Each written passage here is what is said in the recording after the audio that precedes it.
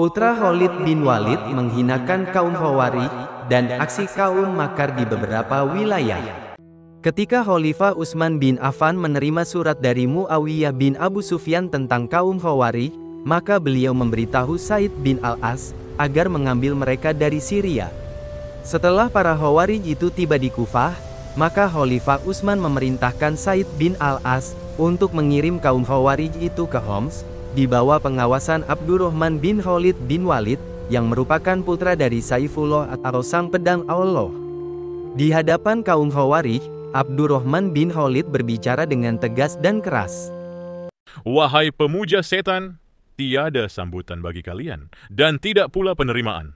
Setan telah kembali dengan kekalahan dan kesedihan, sedangkan kalian tetap saja mengumbar nafsu setan dengan menyebar kebatilan. Wahai orang yang tidak kuketahui siapa kalian, Arab ataukah bukan Arab.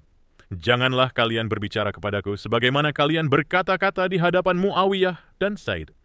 Aku adalah putra dari Khalid bin Walid.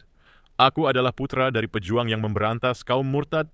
Demi Allah, aku akan menghinakan kalian. Abdurrahman bin Khalid menempatkan kaum Khawarij itu dalam pengawasan ketat. Mereka diperlakukan dengan sangat tegas dan keras.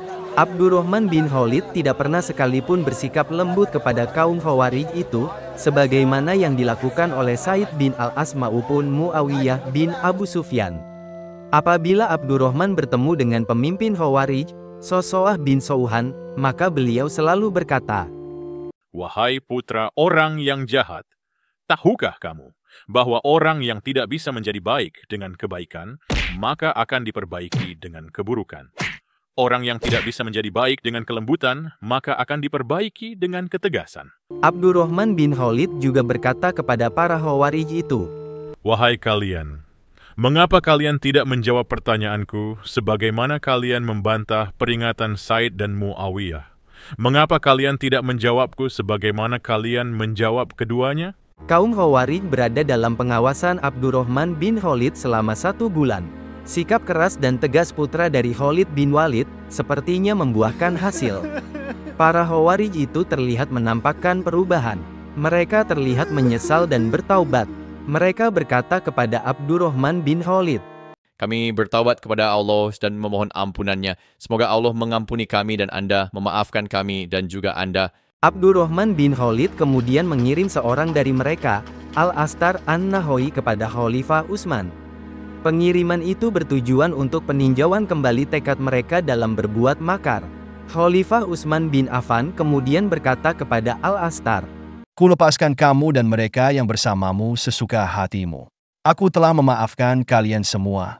Al-Astar berkata kepada Khalifah Utsman, Wahai Khalifah, kami ingin tetap bersama Abdurrahman bin Khalid bin Walid.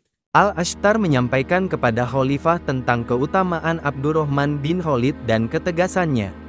Khalifah Utsman memenuhi permintaan Al-Astar.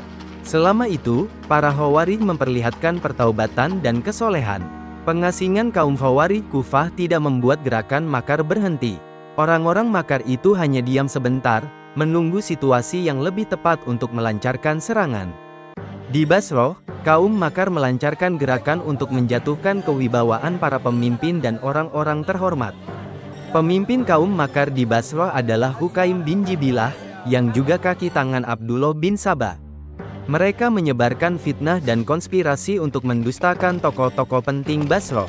Salah satu tokoh Basrah yang mendapatkan serangan itu adalah Amir bin Abdul Qais. Beliau merupakan sahabat dan pernah mendapatkan pelajaran langsung dari Rasulullah. Bahkan, Rasulullah pernah memuji Amir bin Abdul Qais secara langsung. Sesungguhnya dalam dirimu terdapat 2 karakter, yang dicintai Allah dan utusannya, santun dan penuh perhitungan. Amir bin Abdul Qais dikenal sangat bertakwa dan soleh. Beliau menjadi salah satu komandan militer pada berbagai pertempuran, seperti di Qadisiyah dan penaklukan penjuru Persia sesudahnya. Hukaim bin Jibilah dan anak buahnya dengan gencar melancarkan fitnah kepada Amir bin Abdul Qais. Anak buah Hukaim yang menjadi ujung tombak serangan fitnah itu adalah Hamron bin Aban, seorang yang tidak beragama. Dia pernah menikah dengan seorang perempuan yang masih dalam masa idah. Hal tersebut diketahui oleh Khalifah Utsman, sehingga beliau menceraikan keduanya. Orang-orang awam Basra termakan fitnah ini, dan menganggap Amir bin Abdul Qais telah berbuat dolim. Khalifah Utsman bin Affan terpaksa mengirim Amir bin Abdul Qais ke Damaskus, untuk diinterogasi oleh Muawiyah bin Abu Sufyan. Gubernur Syria itu memperlakukan Amir dengan baik, dan berdialog panjang lebar dengannya. Muawiyah memastikan Amir bin Abdul Qais adalah sosok yang jujur, sehingga fitnah kaum makar tidak terbukti. Sementara itu, gerakan kaum Khawarij dan para makar di Kufah terhenti sebentar, karena pengasingan beberapa anggota mereka. Namun, kaum makar Kufah kembali bergerak, setelah Abdullah bin Sabah memerintahkan mereka. Abdullah bin Sabah melihat momentum yang tepat, ketika Said bin Al-As pergi menghadap Khalifah Utsman di Madinah. Sebelum pergi, Said sempat memberikan perintah kepada orang-orang kepercayaannya, berbagai tugas di luar Kufah. Beliau mengutus Al-Ashad bin Qais ke Azerbaijan, Said bin Al-Qais ke Rai, Saib bin Al-Aqraw ke Isfahan, Malik bin Hubaib ke Mah, Hukaim bin Salamah ke Mosul, Jarir bin Abdullah ke Korkisya, Salman bin Rabi'ah ke Al-Bab, Utaibah bin Nihas ke Hilwan, dan Al-Qoko bin Amr at-Tamimi ke Al-Har. Orang-orang kepercayaan Said bin Al-As itu bertugas memadamkan berbagai pemberontakan dan gejolak yang muncul di berbagai wilayah. Sebagai pemimpin sementara Kufah, Said menugaskan Amr bin Huraits. Sepeninggal Said bin Al-As, maka Kufah hanya tinggal kalangan awam yang mudah dimakan fitnah. Situasi ini dimanfaatkan oleh tokoh makar Kufah, yang bernama Yazid bin Qais. Dia merupakan kaki tangan Abdullah bin Sabah. Yazid secara rutin berkomunikasi dengan Abdullah bin Sabah, yang berada di Mesir, dan mulai bergerak memanfaatkan situasi. Beberapa penduduk Kufah berhasil dipengaruhinya, dan menjadi pengikutnya. Sampai kemudian, Yazid mengumpulkan para pengikutnya di sebuah masjid, dan bersiap melakukan makar terhadap Khalifah Utsman bin Affan. Berkumpulnya para pengikut Yazid bin Qais ini diketahui oleh Al-Qoko bin Amr, yang baru saja datang dari Al-Har. Beliau segera menangkap Yazid dan menginterogasinya. Yazid tidak berani mengungkapkan maksud utamanya, untuk melawan Khalifah Utsman. Maka, dia hanya berkata kepada Al-Qoko bahwa tujuan dia dan para penduduk Kufah adalah untuk memberhentikan Said bin Al-As. Al-Qoko pun berkata kepada Yazid bin Qais, "Janganlah kamu duduk di masjid untuk tujuan ini. Tiada seorang pun boleh menemuimu, dan diamlah kamu di rumahmu." Meskipun berada di rumahnya, Yazid tidak tinggal diam. Secara sembunyi-sembunyi, dia menemui seseorang, memberikannya beberapa dirham dan seekor bagal, kemudian menyuruhnya pergi ke Homs. Yazid memerintahkan agar memberikan suratnya kepada kaum Khawarij, yang berada dalam pengawasan Abdurrahman bin Khalid. Al-Ashtar menerima surat itu yang isinya, "Apabila suratku sampai kepadamu, maka janganlah kamu melepaskannya dari tangan kalian hingga kamu menemuiku. Kami telah berkomunikasi dengan teman-teman kita di Mesir. Kami dan mereka sepakat untuk bergerak." Kaum Khawarij yang pura-pura taubat itu berhasil melarikan diri dari Homs menuju Kufah. Abdurrahman bin Khalid juga gagal melacak keberadaan mereka. Yazid bin Qais akhirnya berhasil mengumpulkan ribuan komplotannya, untuk melakukan makar. Mereka kembali berkumpul di masjid, dan mengobarkan fitnah di hadapan penduduk Kufah yang awam. Al-Ashtar berdiri di hadapan mereka, dan menyampaikan fitnah yang membangkitkan kemarahan kaum awam. Dia berkata, "Aku datang dari hadapan Khalifah Utsman, dan aku tinggalkan pemimpin kalian, Said bin Al-As, di hadapannya. Utsman dan Said telah bersepakat untuk mengurangi subsidi dan harta yang menjadi hak kalian dari 200 dirham. Apa yang disampaikan oleh Al-Ashtar itu tentu saja fitnah belaka. Baik Khalifah Utsman maupun Said bin Al-As tidak pernah mengatakannya. Namun, semua perkataan Al-Ashtar itu adalah untuk menyebarkan kedustaan, sehingga membangkitkan kemarahan penduduk Kufah.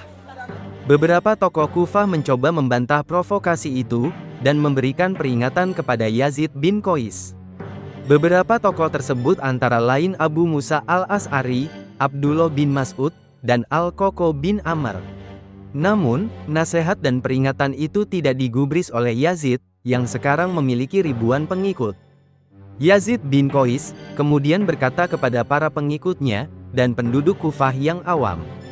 Sesungguhnya aku akan bergerak ke Madinah untuk mencegah Said bin Al-As masuk Kufah. Barang siapa yang ingin keluar bersamaku untuk mencegah Said bin Al-As masuk Kufah dan menggantinya dengan gubernur yang baru, maka hendaklah segera melakukannya. Mereka yang tertipu bergerak mengikuti Yazid bin Qais. Kaum Khawarij, orang-orang awam, para kriminal, dan kaum munafik berjalan di belakang Yazid bin Qais. Jumlah mereka saat itu mencapai 2.000 orang. Ketika Yazid bin Qais dan pengikutnya keluar dari masjid, maka yang tersisa adalah para sahabat Rasulullah dan beberapa tokoh-tokoh terkemuka. Amr bin Huroy kemudian meminta umat Islam untuk menjaga persaudaraan dan persatuan, serta mencegah dari perpecahan, konflik, keonaran, serta pembangkangan. Sementara itu, Al-Qoko bin Amr, yang juga berada di masjid segera berkata, Bendunglah air bah itu dari bendungannya, dan hentikan aliran sungai Eufrat dari hulunya. Berhati-hatilah, demi Allah, sesungguhnya para pengacau keamanan itu tidak akan pernah diam, kecuali dengan pedang, hingga kebaikan dan kenikmatan tiada pernah ada. Maksud dari perkataan Al-Qoko bin Amr adalah agar segera membunuh para pemimpin kaum makar tersebut sebelum terlambat. Namun, beberapa sahabat berkata kepada Al-Qoko, "Bersabarlah." Al-Qoko menjawab, Aku bersabar.